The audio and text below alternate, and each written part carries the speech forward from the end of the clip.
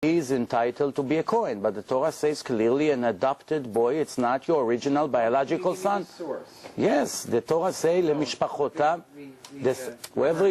Every time the Torah says lezera, zera means seed. It means from the seed, not from buying him in some kind of agency. Even though you love him very much, I want to ask you a question. I mean, I'm not really insulting. It's just something that just came to my mind. And this is a question that you may have to ask yourself based on what you're trying to answer. I'm just giving you an example. If I adopt a dog, is this dog will be my original son? I'm just curious. You know, people giving inheritance to dogs, and they give them $10 million. You hear this on the news all the time. Based on your argument, he's going to say that this dog is his son. He has to be a Kohen. He has to be whatever he is, if he's the mayor of New York, so this dog should have... I would agree with you. No, thank you very much. Now, if the Torah comes and says, lezera, zera means seed, okay, you don't believe me? Open the dictionary and check. And seed means he's a biological son. And it's obvious, and there's many sources. Not always. Not always. Sometimes zera is used in a figurative sense. Can you prove? Yes. Please.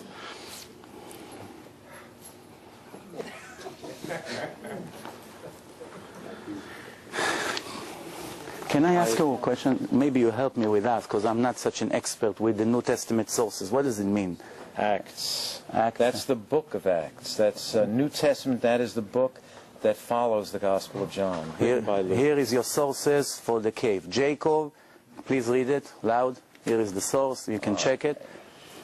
Jacob and our fathers went down to Egypt and died there and were carried to Shechem. Shechem, it's Nablus. Right. Check. Double check me. Everybody knows where Shechem is? What is Shechem? Nablus or Hebron? Nablus. Okay, Shechem. Okay, and buried in the grave which Abraham had purchased from the sons of Hamor in Shechem. That's another mistake. I highlight the mistakes. First, Abraham never purchased it from the son of Hamor Shechem. Read in the Old Testament. He got it from Ephron. So that's a very serious contradiction from the... Where is the New Testament? Please bring it back. Baruch Hashem, we found the source. So we have the source. Huh? Well, I found it. I have it. I showed them.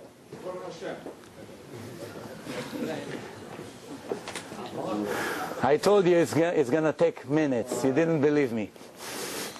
Good. You have an advantage. Nah, it's a home court advantage. Look at the crowd. You got every advantage. The next thing they're going to have flags here, you know. But actually, I'm willing to...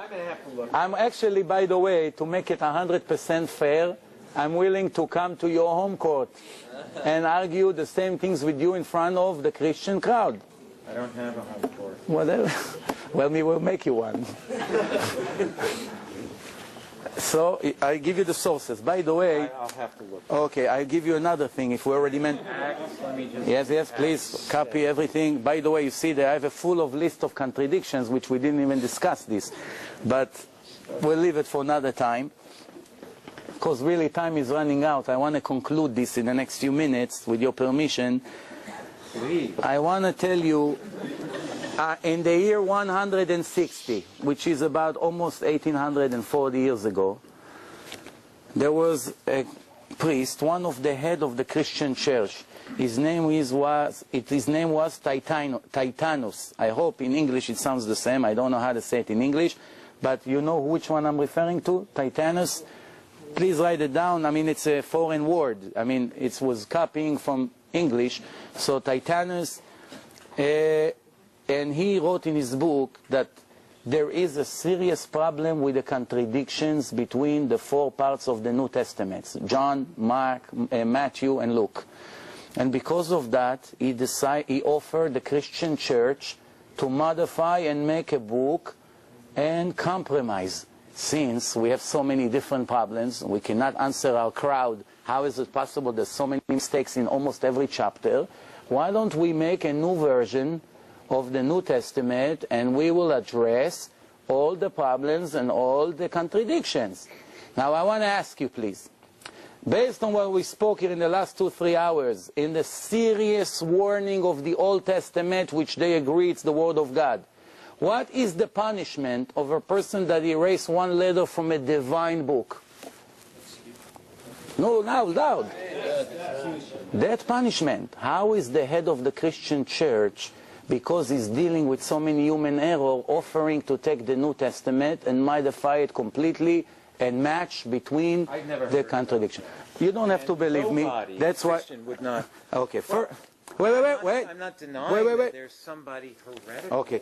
Christian. You got all sorts of people. Okay. But that doesn't mean that we would ever justify. That's why I'm giving you the name. All you have to do, remember, it was a year 160 to the Christian counting. But, and I give you his name. Personally, I don't care about that. I don't care that there were certain heretics. One of the most important the Christians. Christian church, who advocated this thing or that thing. Why you don't? That should bother you very much. That shows that the Christians are not loyal to the divine text. They do whatever they want with that, based on their needs. But you see, there are Jews who convert to Christianity too. Does that invalidate Judaism? I want to ask you a question. Is that a proof of something? I will tell you that today there is inflation with ignorant Jews, unfortunately, that never learned Judaism because of the exile condition, because of money problems, money issues. It's very expensive to get Jewish education. Someone like you, which is educated and intelligent and have some knowledge, can take any ignorant Jew from the street and in 20 minutes make him believe anything you want, I promise you. I have news for you. In many flights that I took to places in the world, sometimes in the airport, not always, but sometimes I met priests. And he saw me with a yarmulke, and they come and they initiate conversation, and I promise you, and that's not a lie, everyone who sat with me, the maximum he sat next to me was 15 minutes. After 15 minutes, he ran away that I will not see him by mistake. Why? When I started to shoot the list of the questions that I had, as a matter of fact, I'll tell you a story that just happened. About eight years ago, it was the Sabbath, and unfortunately it was the Sabbath because at that time I used to film all the seminars that we're making.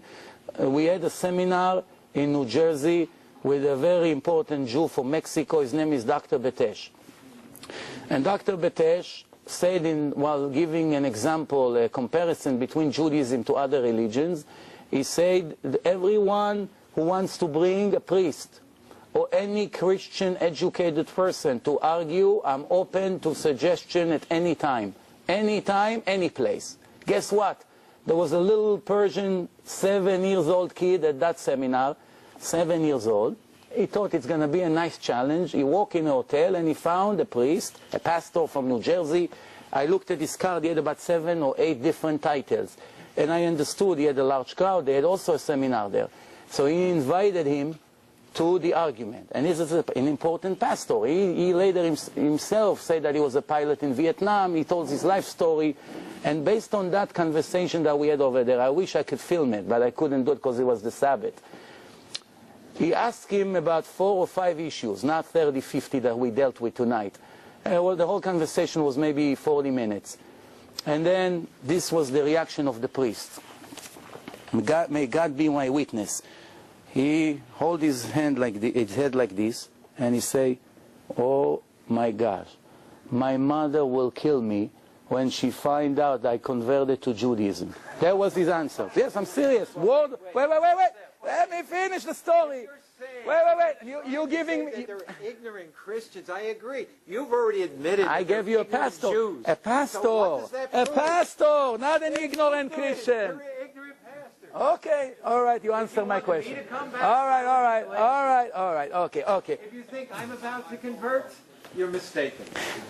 You still did not answer the last question that I asked you. You never gave me a chance. I did. You answered, but not to the point. You told me that if a person will come with a book, before I told you about the cave of Jacob, before I found you the source, I asked you, if a person will show you that the Twin Towers collapsed in Brooklyn, is that an indication that this book can be given by God? You hesitated, but in the end you say, well, that will be the end of this book for me. Now, when I show you the source, you contradicted yourself completely.